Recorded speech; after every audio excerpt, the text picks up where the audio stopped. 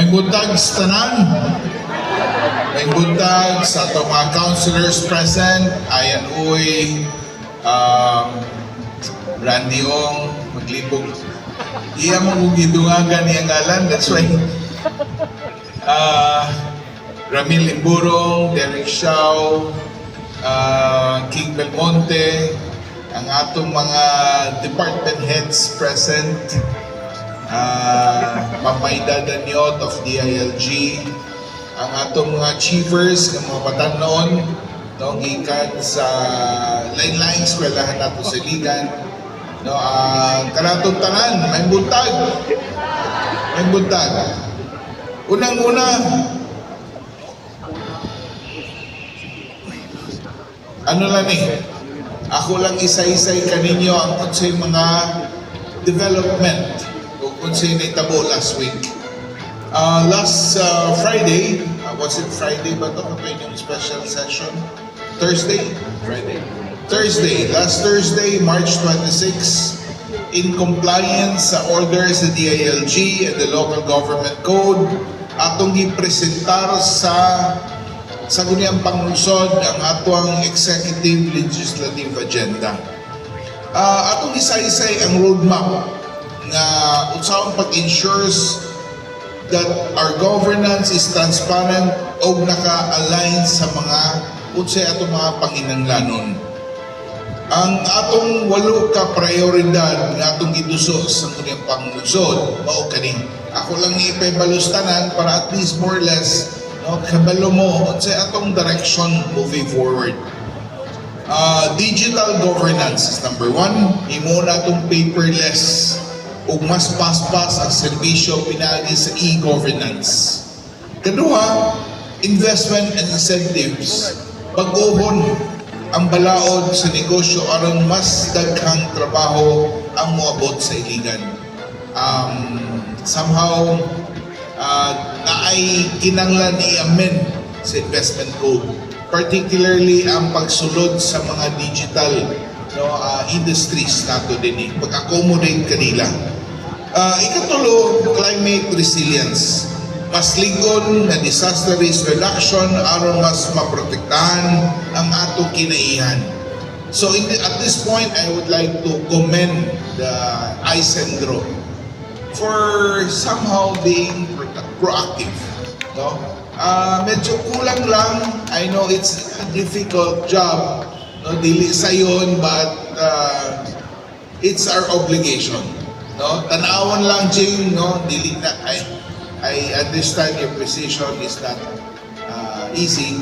Pero tanawa lang unsay ang ngayon pa ni mong buhaton, and then use your leadership. Limita ang imong pagka-leader para maauhag din mo ang imong mga division head na mulingkod o mo suporta kanimo. No? Ang ako lang hangyo sa itong mga division o kalabaw na itong mga empleyado sa ISENDRO, tumana ang unsay inyong mission, no? Inyong vision, mission sa inyong department para makabot nato ang saktong direksyon. No? Unsay role nato unsay role nato, no? Isip unsay atong target sa atong department kinahanglan nato ma-achieve. Padayon ko, ang ikaupat is flood mitigation. Nanatay master plan sa atong drainage system sa Iligan. Ang apil niya na ang pag-dredge sa Mandulog Iligan Rivers o pag-ayo, no, sa drainage system nato din sa Iligan. Dili lang sa Tubod ug Tambakan, apil na po ang Mandulog nga river. Ikaw pa, water modernization. Overhauling sa karaan ng mga tubo aron ang limpyong mga tubig moabot sa 44 barangay. Medyo lisod-lisod kani, pero atong niaging unsang adlaw to? Usay kani mga adlaw. Last week, Martes ba to? Miyerkules, 2 ka adlaw. Nagpahigayon ang UNDP. Ang UNDP sa usa ka meeting kabahin sa project tubo, no, tubo. Modernization sa water system sa Iligan, kauban nato ang sangguniang panglusod na dito halos tanan, no? Except lang tong wala karon on leave, muy wala ka attend, but I believe almost everyone was present. Kauban nato ang taga Iligan City Water Works System, kauban na po nato ang UN, mga lain-lain department heads, although during that day, medyo nalay kanang overlapping sa mga schedule, no? At saka nitong ay ora-ora ninyo sa CHRMO. But nevertheless, I believe nagapoy ipadala ng mga point persons o mga tao nga tuwa dito na minaw. But I hope next time kung inyo magpadala ganimo someone consistent na makasabot sa issue o makasabot unsay mga plano para ang pag-report sa inyo insakto na kembalo na dahil mo what's going on unsay paghitabo, no? Transpire. So kauban nato ang United Nations Development Program. Kauban po nato ang Public-Private Partnership Center. Ato lang dito nga istoryahan nga kinahanglan ba ta mo move forward, kinahanglan na ba ta magpabuhat og financial study, FS, or magpabilin ta nga naatak karon sa sitwasyon nga wala ta kay balo unsay atong next step sa solusyon nining atong patubig sa Iligan. Kay kung wala ko masayop, siguro daghay plano kaniadto, no, dili lang sa previous administrations, I believe ay plano na improve ang water system, pero ang pangutana hangtod asa ug kanusa, no? Akong ato mong gusto ani finally gusto na akong masulbad yun ang problema sa tubig. Remember, kung walay tubig ang Iligan, ingani ang sitwasyon sa patubig sa Iligan, magpabilin kita na ingani po ang atong situation. Imagine, kung naay tubig, no, ang tibok Iligan, continuously 24/7, definitely ang atong pagpuyo, ato ang kahimtang will definitely improve, and that development will follow, no, immediately. Kay ang kahimtang sa tao, no, every day, imagine every day for 20-30 years adlaw-adlaw mo magsag-og, unsa ka na ka-burdensome sa usa ka pamilya. We're not talking about isa ka tao, musag-og mong tubig para sa 5 ka membro sa inyong pamilya, adlaw-adlaw. Then, some section, some areas sa itong syudad na alagi tubig, but again, majority, kadaghanan sa lugar sa Iligan, daghan po walay tubig. So ang development, ang epekto niini sa economic development sa Iligan, ma-stale o ma-stall ni siya. Dili ni siya move forward. If we want Iligan to prosper, especially ang pagsulod sa daghang negosyante, kinahanglan na ay tubig ang atong lungsod. Para kanako isip payor sa Iligan, wala na tayo oras, no? Pila na ka generations ani agi, pila na ka dekada nga ingani gyapon ang atong sitwasyon. So in my situation sa akong pagka-mayor karon, nangita gyud ko pamaagi na unsay maayo nga solusyon para sa patubig sa Iligan.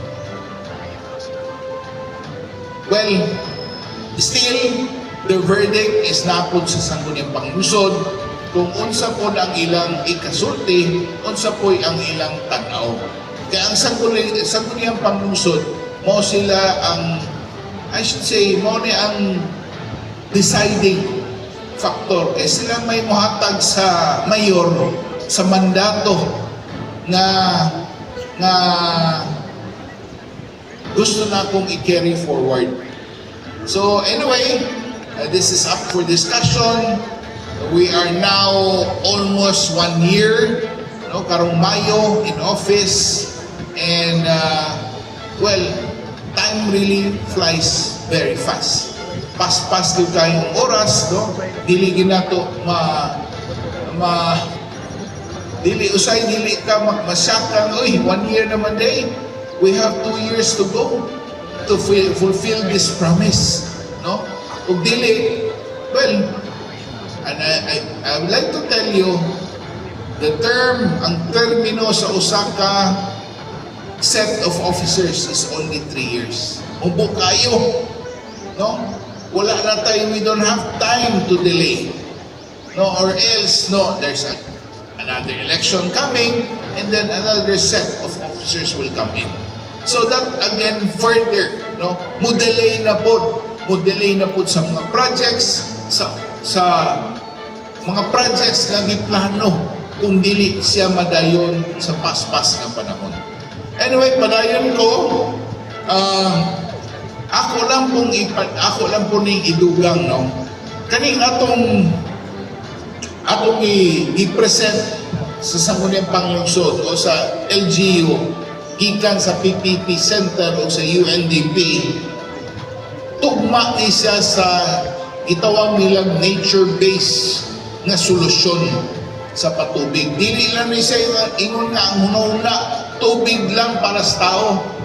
Apil na diha ang pagmaintenar, no, apil na po diha sa sulod sa ilang solusyon unsaon pag-maintain o water sa tawag kaning available water for the next generation. Kumbaga ilan ning istadihan no kinanglan ang atong water system mobot yun o pipila ka generation. And then, well, one thing wala mahibali sa tao din ni Siligan. Wala mahibalaan is that kapalo ba mo ang system 1 lang daan? System 1, no? Ang kaning source status dito kalan is very enough. Is even enough, no? Karang sa entire city of Iligan. And another information that I would like to tell you, na ay pipila ka mga deep well pumps ga-exist karon sa Iligan. Meaning, instead of enough ang tubig na i-distribute sa tibok Iligan, mag-wonder ta, ngano nag-deep well pa man? Ngano nag-deep well pa man ta? No? Na considering ang deep well, dako kay taggabayran sa kuryente. Pipila ka milyon kada tuig. So imagine the systems, the loss that it incurs to ICWS. Na dako kayo tungod kay wala siguro ma-fully utilize ang atong patubo, no, at the same time na ay problema siguro, no, along the way mo nag-iingon ngano dako kayo ang atong non-revenue water, NRW, almost 80%. Dako kayo. So kinahanglan nila tun-an og maayo. Kinahanglan scientific ang pagtuon, kinahanglan ang pinakabukatan ni kinahanglan ang dakong puhunan. No? Kinahanglan ang dakong puhunan para ma-rehab yun ang water system sa Iligan. Which, para kanako, ambot lang, city treasurer, napatay kwarta kada tuig. Let's say, do we have 2 billion? Do you want to take a loan na 2 billion para ma-rehab na itong water system sa Iligan? Oh, okay, we're capable of paying for that. But again, what about the other programs? about other mga kinanglang buhaton nato sa LGU of Iligan. Atong mga functions, atong mga basic services nga kinanglang buhaton. So daghay problema, no? That's why ako lang ning i-bring up kay usa ni sa ato ang 8 ka priority nga atong gitusok sa sangguniang panglusod. Ako ipadayon ang